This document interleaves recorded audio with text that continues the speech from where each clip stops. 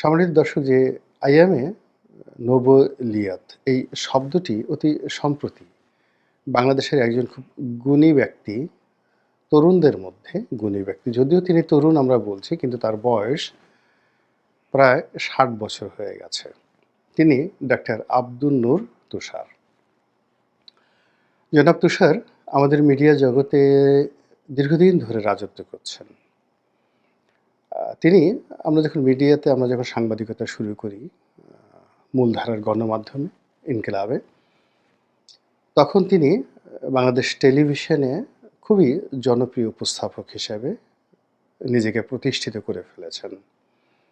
তিনি তারপরে প্রয়াত মেয়র, ঢাকার মেয়র জনাব আনিসুল হক, কিংবা তার যে বাংলাদেশ টেলিভিশনের যে শুভেচ্ছা অনুষ্ঠানটি, ওই সময়টিতে ভীষণ রকম জনপ্রিয়তা ছিল। এর বাইরে টেলিভিশনের অন্যান্য জগৎ, তারপরে তার চিকিৎসাশাস্ত্র, শিল্প, সাহিত্য, সংস্কৃতি, বিশেষ করে অধ্যাপক আবদুল্লাহ আবু সাঈদের সঙ্গে উনি বাংলাদেশের সাহিত্য এবং সংস্কৃতি এই দুটোকে মানুষের ঘরে ঘরে পৌঁছে দিয়ে মানুষদের মধ্যে, বিশেষ করে ছাত্রদের মধ্যে বই পড়ার অভ্যাস জাগিয়ে তোলার যে আন্দোলন, এই আন্দোলনে আবদুল্লাহ আবু সাঈদ স্যারের পর তিনি খুবই গুরুত্বপূর্ণ ব্যক্তি। এটি হলো বাস্তবতা। তো তাকে নিয়ে অনেক আলোচনা আছে, কেউ কেউ সমালোচনা করছেন, কিন্তু সবচেয়ে বড় ব্যাপার হলো তিনি পেশায় একজন ডাক্তার। ডাক্তার মানে তো বুঝতেই পারছেন যে সবচেয়ে ভালো ছাত্ররাই ডাক্তার হয়। তিনি একটি সবল, সচ্ছল এবং সুস্থ পরিবারের সন্তান। তার বাবার সঙ্গে তার খুবই ভালো সম্পর্ক, তার পরিবারের সঙ্গে ভালো সম্পর্ক। তার বাবা আর সে সারাদিন বসে কোন টকশোটি ভালো সেটি নিয়ে পরস্পরের সমালোচনা করেন, আলোচনা করেন।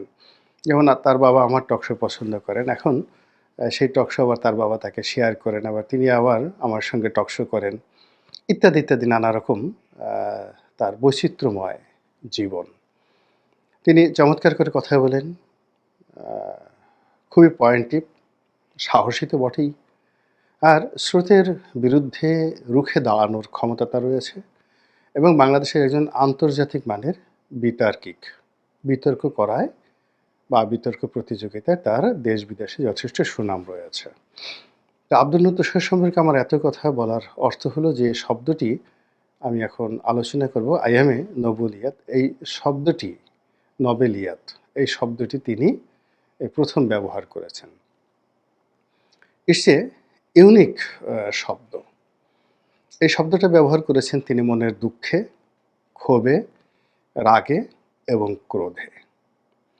এর কারণ হলো এবারে যে বাজেট, এই অন্তর্বর্তীকালীন সরকার যে বাজেট, সেই বাজেটে যেখানে যেখানে কর ছাড় দেওয়া হয়েছে, তো সেই কর ছাড়ের জায়গাতে ১ নম্বরে বলা হয়েছে যে বাংলাদেশে যদি কেউ নোবেল পুরস্কার পায় তাহলে তারা আসলে আয়কর দিতে হবে না। তো এই বিষয়টা অনেকটা কি বলবো, এটা কি ছেলের হাতের মোয়া নোবেল? বা বাংলাদেশে খুব দ্রুত ৪-৫ জন নোবেল পুরস্কার পাবে, ২-৪টি নোবেল পুরস্কার পাবে, ওই বাপুরাম সাপুড়েদের মতো, যে বাপুরাম সাপুড়ে, কোথায় যাস বাপুরে, আয় বাবা দেখে যা, দুটো সাপ রেখে যা। তো এরকম যে সারা পৃথিবীতে নোবেল উড়ে বেড়াচ্ছে, বাংলাদেশে খুব দ্রুত একটি একেবারে ঝট করে কয়েকটা নোবেল পড়ে যেতে পারে। আর এরকম নোবেল যারা পাবেন তাদের যদি সেই নোবেলের টাকার উপর আবার আয়কর দিতে হয়, এটা ভীষণ রকম যন্ত্রণা। এবং সেই যন্ত্রণা থেকে ডক্টর মোহাম্মদ ইউনূস এই জাতিকে রক্ষা করার জন্য তিনি এই আসন্ন জাতীয় বাজেটে নোবেল পুরস্কারের উপর থেকে কর প্রত্যাহার করে নিয়েছেন। এবং জনাব ইউনূস সাহেবের এই যুগান্তকারী যে সিদ্ধান্ত, এই সিদ্ধান্তকে কটাক্ষ করে জনাব আব্দুল নূর তুষার তিনি এই আইয়ামে নোবেলিয়াত এই শব্দটি ব্যবহার করেছেন।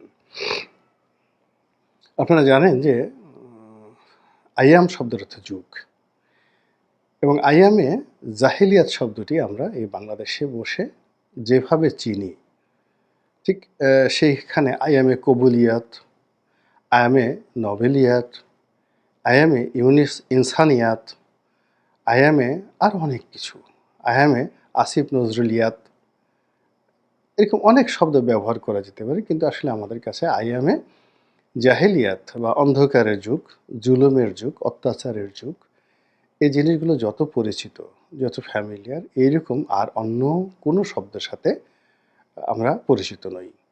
আমাদের দেশে মীর জাফর নিয়ে, তারপরে শেষে খন্দকার মোশতাক নিয়ে যথেষ্ট সমালোচনা হয়। ফলে এই সকল নামের কাছাকাছি খন্দকার মোশতাক উদ্দিন আহমেদ বা জনাব আলা হজরত মীর জাফর, মানে আপনি আগে পিছে যতই শব্দ লাগান না কেন, কিংবা আলা হজরত মীর জাফর মাদ্দা জিল্লুহুল আলী, এরকম শব্দ যদি লাগান, মীর জাফরের সম্মান বাড়বে না।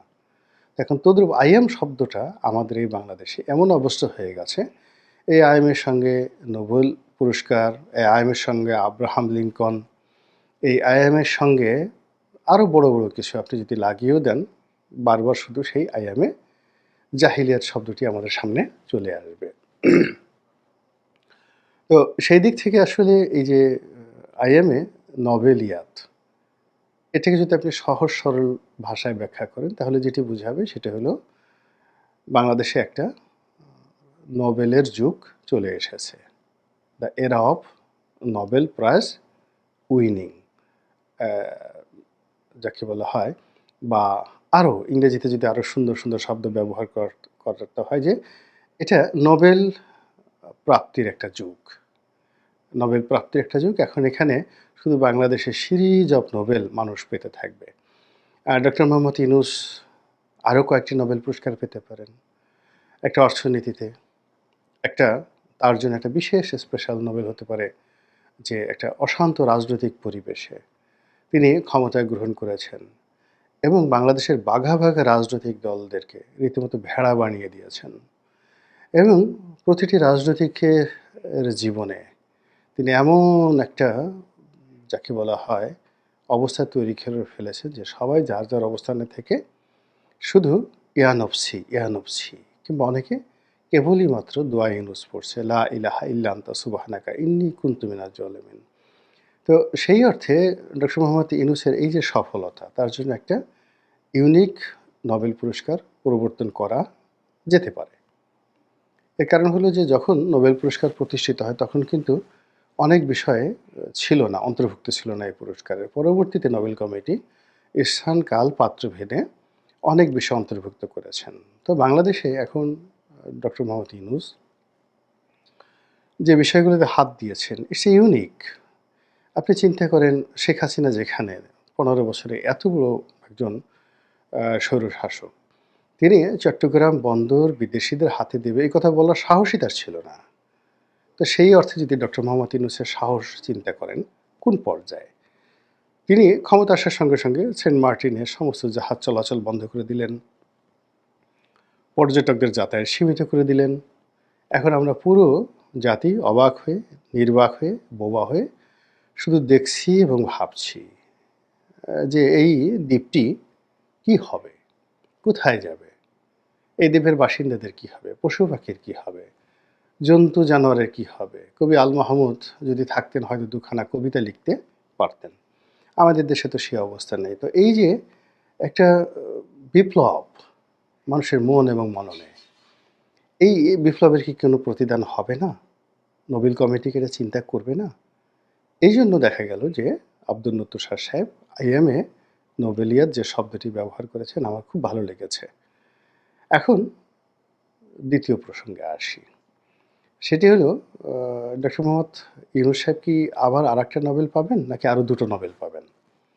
এটা আপনারা সিদ্ধান্ত নেন। আপনারা আওয়াজ তুলতে পারেন যে আমাদের এই মহামানব, আমাদের এই বাংলাদেশে যদি গ্রামীণ ব্যাংকের জন্য একটি নোবেল পুরস্কার পান, তাহলে এই গ্রামীণ ব্যাংককে সরকারের কবল থেকে উদ্ধার করে তিনি যে আবার মানে রিফার্নিশ করেছেন, রিবার্নিশ করেছেন, মানে নতুন করে সজ্জিত করেছেন, নতুন করে রং করেছেন, বার্নিশ করেছেন, চকচকে বার্নিশ করেছেন, তার জন্য কি একটা নোবেল হবে না? তারপর এই যে গ্রামীণ ফোন, গত বলতে গেলে 10 বছর ধরে 14 থেকে এ পর্যন্ত যে জুলুম অত্যাচার গ্রামীণ ফোনের উপরে গেছে, এইবার গ্রামীণ ফোন মানে 2023 সনের চাইতে কম লাভ করার পরেও প্রায় 4,000 কোটি টাকা শেয়ার হোল্ডারদেরকে দিচ্ছে। সেখানে ডক্টর মোহাম্মদ ইউনূস পাচ্ছেন প্রায় 1100 কোটি টাকা।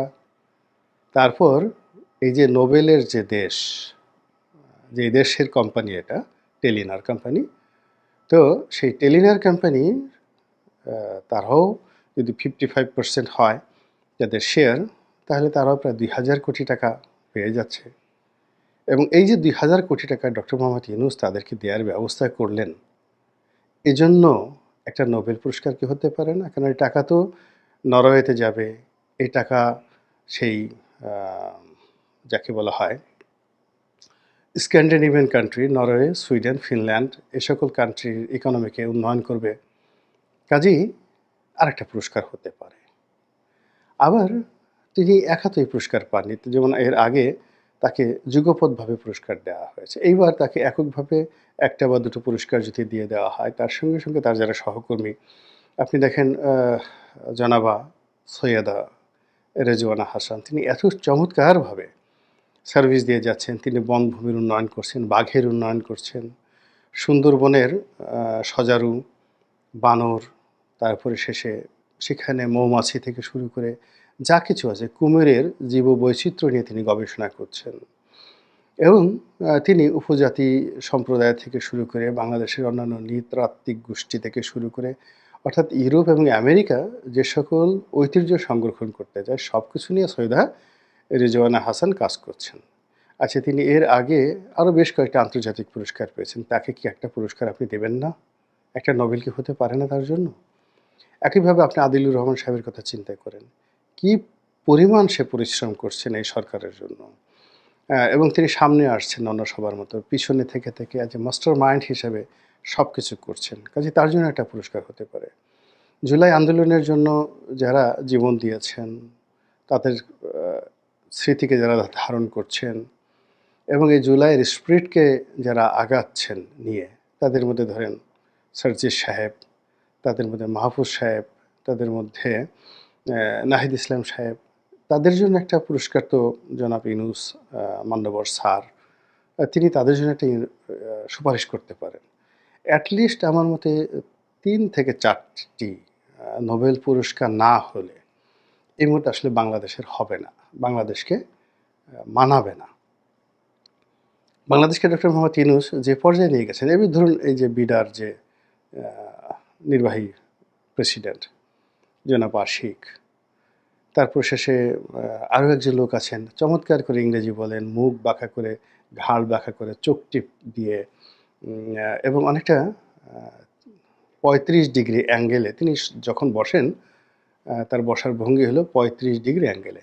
জনাব লুৎফে সিদ্দিকী। লুৎফে সিদ্দিকের বাবা আইজি ছিলেন।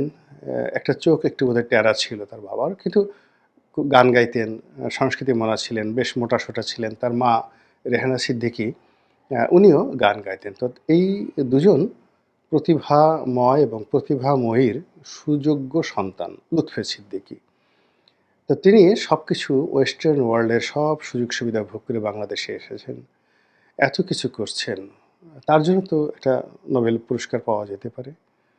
তারপর এখন যিনি এত গালি খাচ্ছেন, আমাদের নিরাপত্তা উপদেষ্টা খলিলুর রহমান, তো তারা এই খলিলুর রহমান সাহেব, লুৎফে সিদ্দিকী সাহেব এবং জনাব আশিক, এই 3 জনের সঙ্গে সঙ্গে আবার এই 3 জনের বলতে গেলে যারা গডফাদার, এই 3 জনকে যারা প্রমোট করেন, 3 জনকে যারা সৃষ্টি করেছেন, এদের বাংলাদেশে একজনকে বলা হয় ছোটন গ্রুপ, দেশের বাইরে যারা আছেন তাদেরকে বলা হয় টোটন গ্রুপ। মানে ইউটিউব ভিত্তিক যে গ্রুপটি রয়েছে, সব মিলিয়ে অন্তত একটা নোবেল পুরস্কার আমি আশা করি। এবং এই নোবেল পুরস্কারগুলো যদি একসাথে এরকম অনেকগুলো নোবেল চলে আসে, এবং সেই নোবেল আসবে বলেই ডক্টর মোহাম্মদ ইউনূস জানেন, তিনি বুঝতে পারেন, এবং বুঝতে পারার কারণেই তিনি আগামী বাজেটে এই নোবেল পুরস্কারের উপর থেকে সকল কর প্রত্যাহার করেছেন। এবং আগামীতে যে অনেকগুলো নোবেল আসছে, নোবেল তো খালি এমনি এমনি আসে না, সাথে পুরস্কার সঙ্গে সঙ্গে কিন্তু বিরাট একটা অর্থ যোগ আছে, বিশাল অ্যামাউন্ট, কত অ্যামাউন্ট আমি জানি না।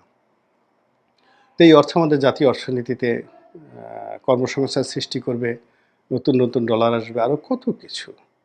তো সব মিলিয়ে যে আই এম এ নোবেলিয়াত যে শব্দটি ব্যবহৃত হয়েছে, সেটি বাস্তবে যদি আমরা আজ যেটাকে নিয়ে আলোচনা করলাম, সেটা যদি বাস্তবে আসলে ঘটে যায়, তাহলে হয়তো আজকের এই যে আমার এই ভিডিও দেখে যারা মুখ টিপে হাসছেন, তারা হয়তো আমাকে মানে যাকে বলা হয় মহামানবের কাতারে ফেলতে পারেন। আবার আমার জন্য ভবিষ্যতে হয়তো একটা নোবেল পুরস্কার বা নোবেল পুরস্কারের জন্য আপনারা সুপারিশ করতে পারেন যে একটা লোকের কতটা ধৈর্য থাকলে, কতটা বেহায়া হলে এবং মানে কতটা নির্লজ্জ হলে এই বাংলাদেশের নির্লজ্জ রাজনীতিবিদদেরকে নিয়ে সে শুনুক আর না